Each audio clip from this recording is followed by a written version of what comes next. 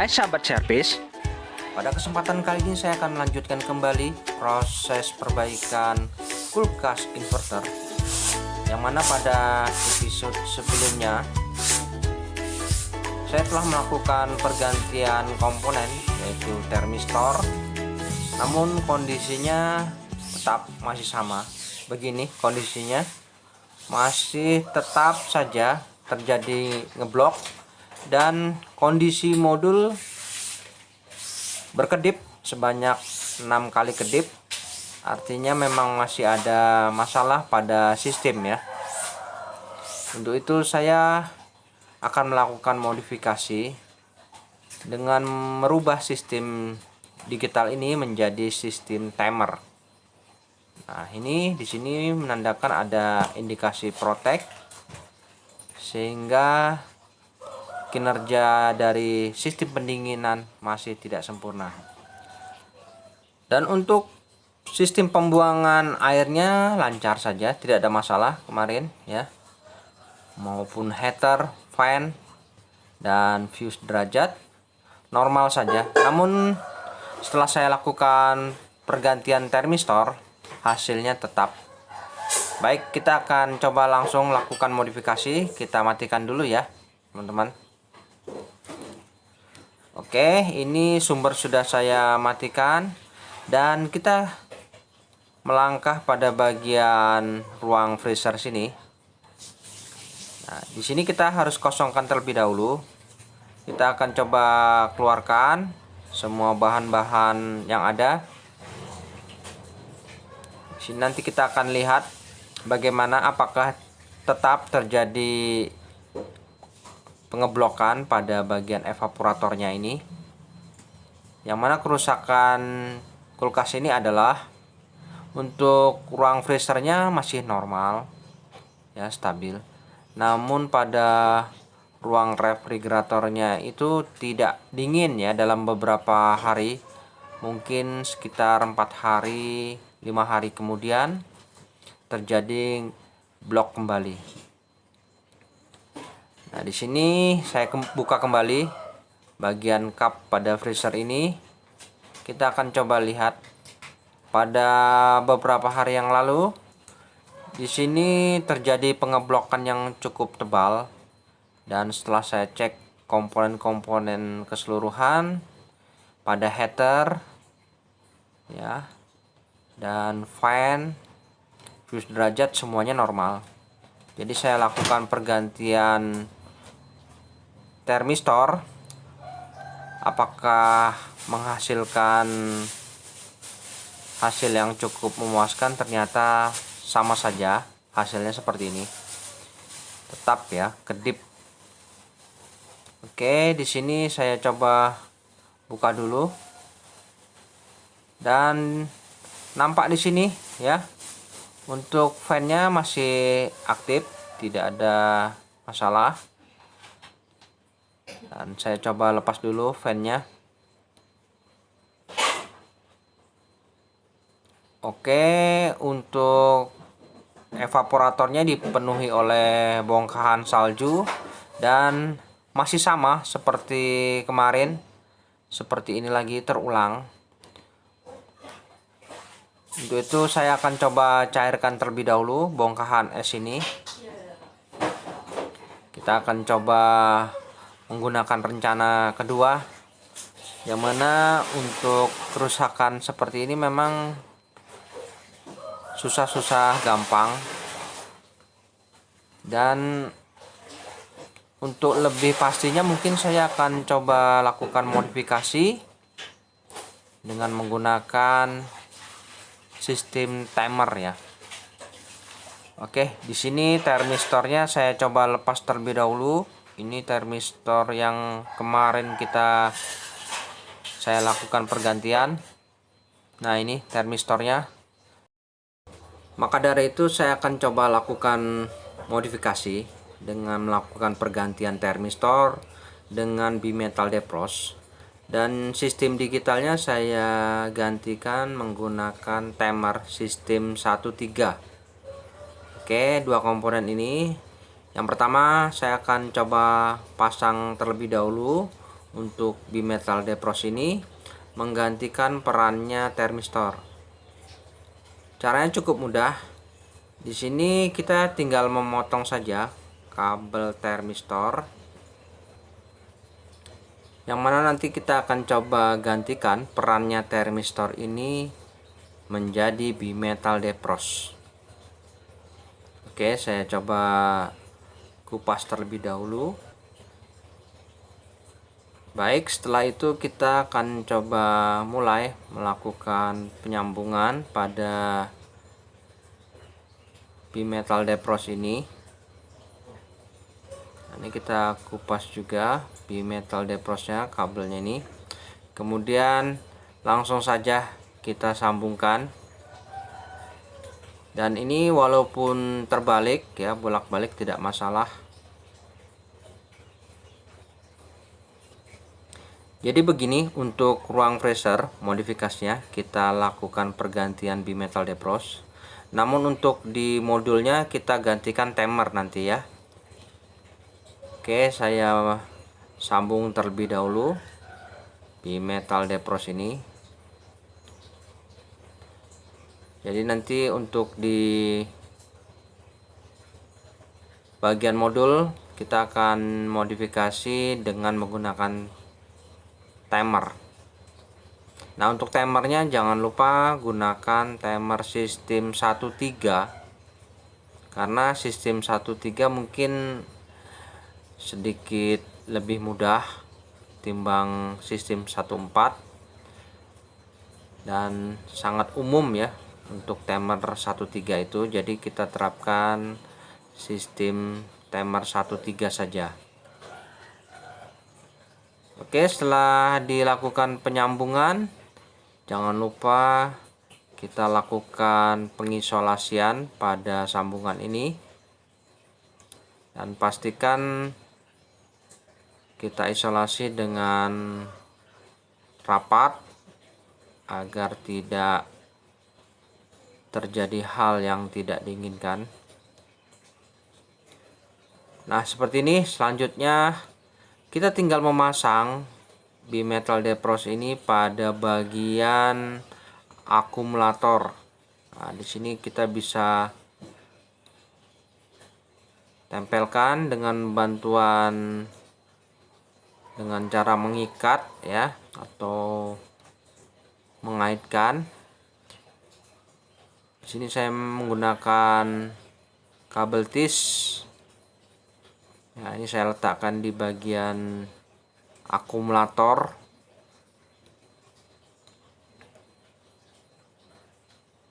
Oke, seperti ini saja, dan kita bisa rapikan saja langsung. Jadi untuk modifikasi di bagian ruang freezer seperti ini saja. Untuk termistor yang lama kita akan gunakan kembali pada bagian modul. Dan kita harus bersihkan semua sisa-sisa bongkahan es yang ada di evaporator ini. Kita bisa cairkan. Oke, saya coba cairkan kembali sisa-sisa bongkahan es yang ada di evaporator ini. Dan dirasa sudah cukup bersih, kita bisa lakukan penutupan saja langsung. Dan jangan lupa untuk soket fan-nya ini jangan lupa dipasang kembali.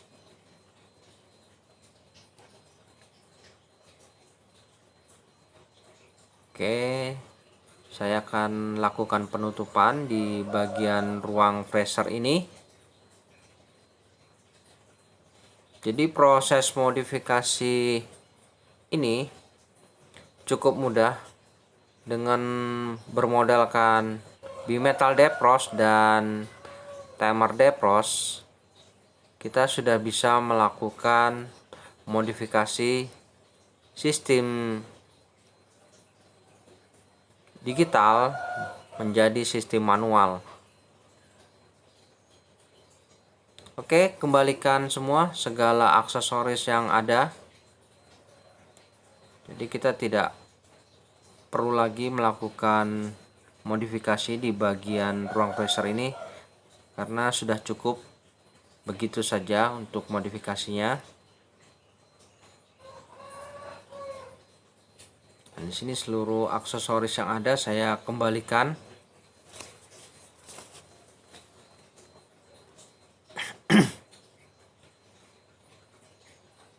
Oke, sudah semua ya.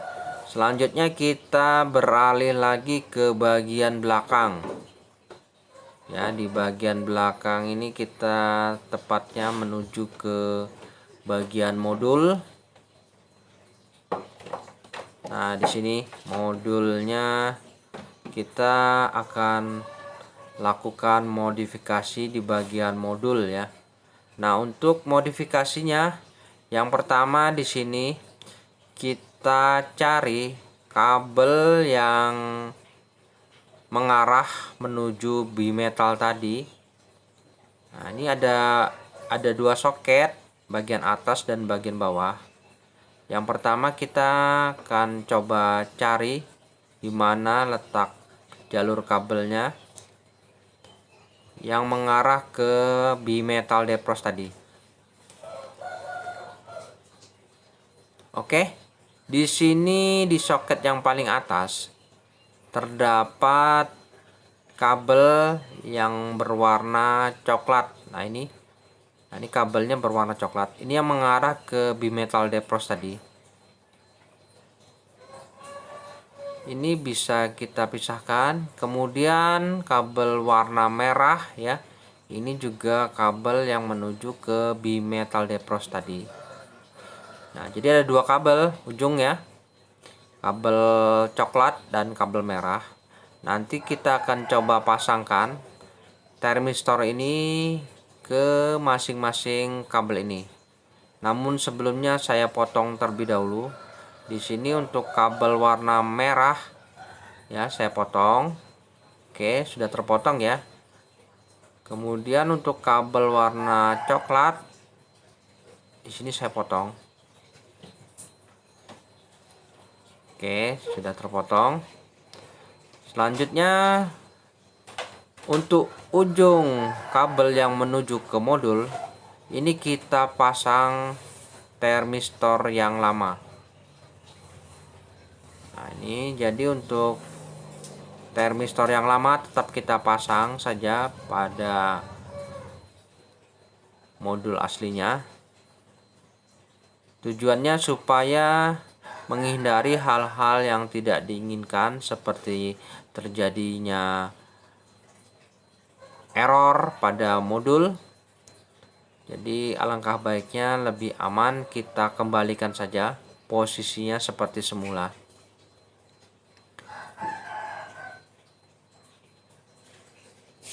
Oke, jadi pemasangan seperti ini.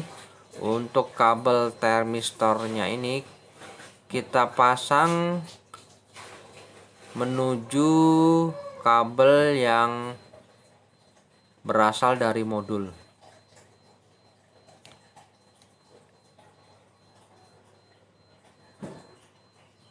Nah, ini untuk kabel warna coklat juga ya yang berasal dari modul. Kita sambungkan juga dengan kabel termistor ini. Jadi jangan sampai salah ya teman-teman.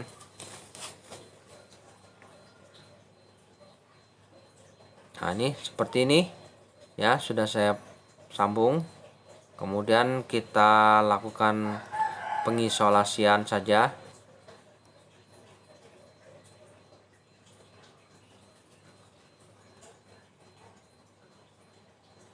Oke, sudah ya. Untuk termistor sudah selesai kita sambungkan dan kita bebas meletakkan termistornya ini di mana. Kemudian ujung kabel yang berwarna merah ini kita coba pisahkan terlebih dahulu. Nah, ini nanti kita akan coba sambungkan yang menuju ke timer. Nah, ini kita coba urai terlebih dahulu supaya lebih mudah.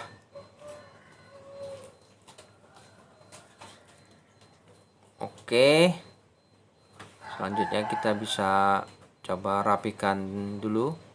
Nah, ini kabel warna merah ya yang menuju ke bimetal depros. Kemudian di sini ada kabel warna coklat juga.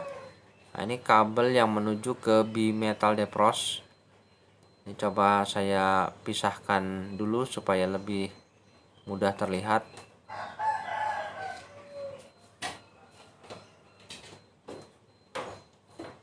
Oke ya, di sini ada dua kabel lagi ya, kabel warna coklat dan kabel warna merah yang menuju ke bimetal depros yang telah menggantikan perannya termistor di ruang freezer ya.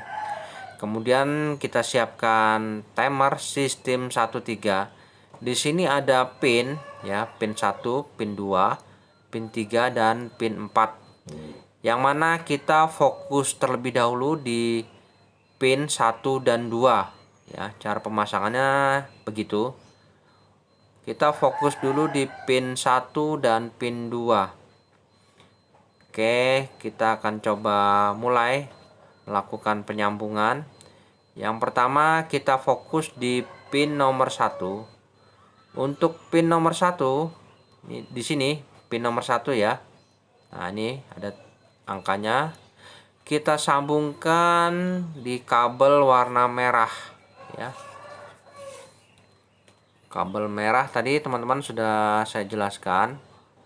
Kemudian di pin nomor 2 ini kita sambungkan di kabel yang berwarna coklat. Dan kabel warna merah dan coklat tadi sudah saya jelaskan yang menuju ke bimetal depros. Ya, ini ya. Pin nomor 1 dan pin nomor 2. Nah, kita fokus terlebih dahulu di pin tersebut supaya lebih mudah kita dalam hal melakukan proses modifikasi ini. Lakukan sesuai urutan. Oke, untuk pin nomor 2 kita sambungkan di kabel warna coklat. Selanjutnya kita lakukan pengisolasian saja untuk pin nomor 2 ya. Oke. Selanjutnya untuk pin nomor 1 di sini kita harus sambungkan di sini ada kabel soket yang berwarna coklat. Nah, ini coklat, hitam dan merah ya. Ini yaitu coklat adalah heater, hitam dan merah itu fase dan netral. Kemudian di sini ada ujungnya yaitu ujung fuse ya. Ini bisa kita potong. Oke, ini yaitu ujung fuse kita bisa potong. Kabelnya berwarna oranye. Kemudian kita bisa sambungkan saja pada soket pin nomor 1 tadi. Nah, ini kita pasangkan dan sambungkan menuju ke fuse yang ada di ruang freezer. Oke ya, sudah tersambung ya. Jadi untuk pin nomor 1 kita sambungkan dari bimetal depros dan juga fuse derajat. Jadi di sini ada 3 kabel yang sudah kita satukan. Kemudian kita isolasi. Selanjutnya kita fokus kembali di pin nomor 1 dan 2 kan sudah selesai ya. Sudah kita sambungkan ya. Pin nomor 2 sudah, pin nomor 1 sudah. Nah, ini ya. Selanjutnya kita akan fokus di soket yang besar. Di sini ada kabel warna coklat. Ini adalah kabel heater. Kita bisa potong saja. Nah, ini kita potong. Kemudian kabel heater ini kita sambungkan pada netral. Nah, di sini ada kabel netral. Kita sambungkan di kabel warna hitam ini, netral.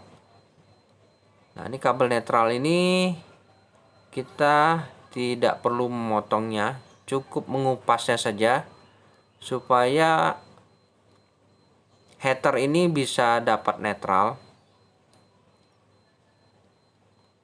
Oke, kita sambungkan begini ya. Jadi ini kabel heater yang menuju ke netral. Oke, ya. Sudah tersambung. Selanjutnya bisa kita isolasi saja.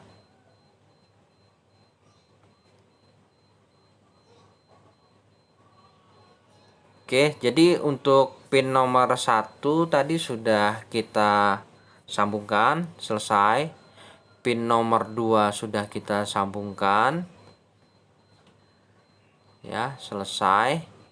Kemudian untuk penyambungan heater yang menuju ke netral telah kita lakukan dan kita telah isolasi. Nah, seperti ini. Ya, sudah selesai. Selanjutnya kita fokus lagi di timer, yaitu pin nomor 3 dan pin nomor 4. Oke, untuk penyambungan pin nomor 3 dan pin nomor 4. Nah, ini kita sambungkan pada fase. Nah, di sini ada fase. Kita akan sambungkan di sini. Kita potong dulu fasenya menjadi 2 bagian. Oke, di sini untuk penyambungan pin nomor 3 dan 4 jangan sampai terbalik ya. Kita harus fokus di sini. Nah, ini pin nomor 3 ini kita sambungkan menuju ke fase yang dari sumber. Oke. Jadi untuk pin nomor 3 kita sambungkan pada kabel fase yang dari sumber. Jadi untuk step ini jangan sampai terbalik. Nah, ini ya. Saya sambungkan pin nomor 3 menuju fase yang dari sumber langsung, dari PLN atau dari stop kontak. Kemudian bisa kita isolasi saja. Oke, sudah selesai. Selanjutnya kita fokus kembali ya untuk pin nomor 4. Nah, ini pin nomor 4. Di sini ada tulisan ya, pin 4. Oke, ini kita sambungkan ke kabel warna merah yang menuju ke modul. Nah, seperti ini.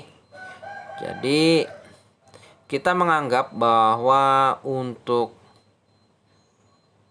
modul ini anggap saja kompresornya ya. Jadi kita langsung sambungkan saja pin nomor 4 menuju kabel merah yang menuju ke modul. Baik, setelah itu kita bisa lakukan pengisolasian.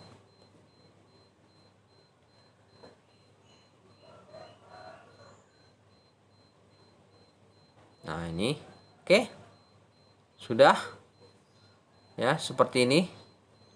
Dan untuk timer ini saya menggunakan timer sistem timer 13, dan pastikan di sini posisinya adalah posisi di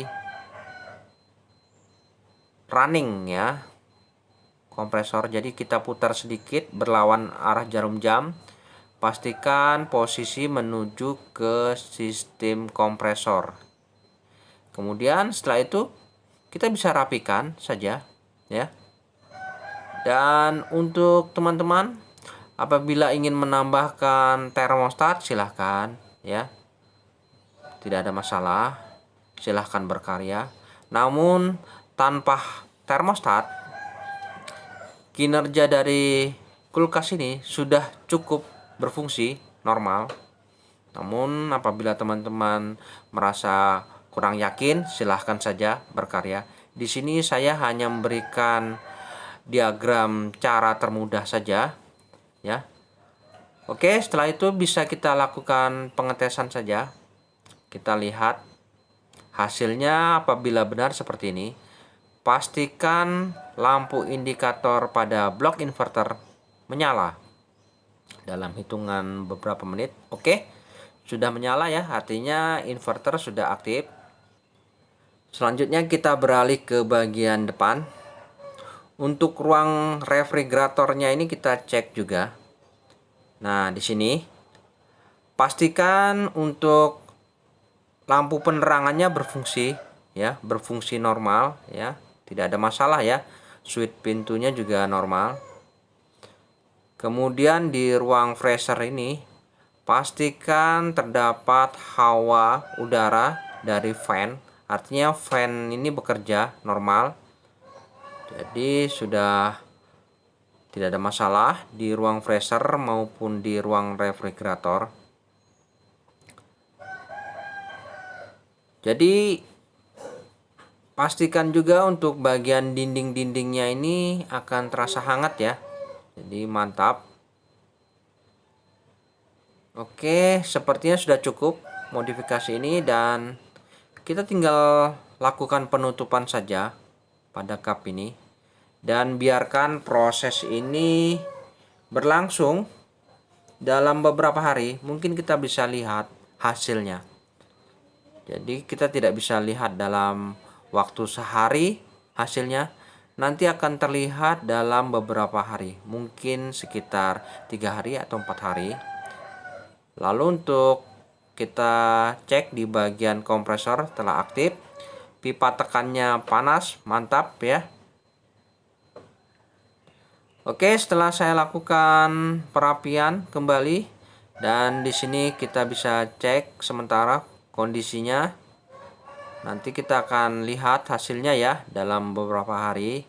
Di sini saya coba berikan media air mineral yang mana nanti kita akan lihat hasilnya setelah dilakukan pengetesan. Oke, untuk di ruang freezer nanti kita bisa lihat proses pembekuannya ya. Baik, kita akan coba tes dalam beberapa hari. Nanti kita akan cek kembali ya teman-teman.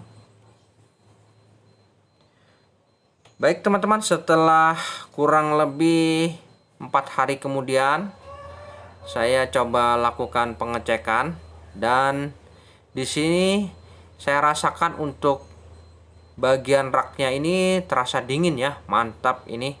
Ini sudah merupakan pertanda baik. Dan untuk air mineralnya di sini saya rasakan cukup dingin sekali. Yang awalnya ruang refrigerator ini tidak dingin, sekarang sudah normal. Kemudian untuk di ruang freezer di sini stabil ya, proses pembekuannya tidak ada masalah di sini. Jadi proses perbaikan ini sudah selesai ya. Baik teman-teman, sampai di sini dulu perjumpaan video saya dan kita akan ketemu lagi pada video-video saya selanjutnya. Sampai jumpa.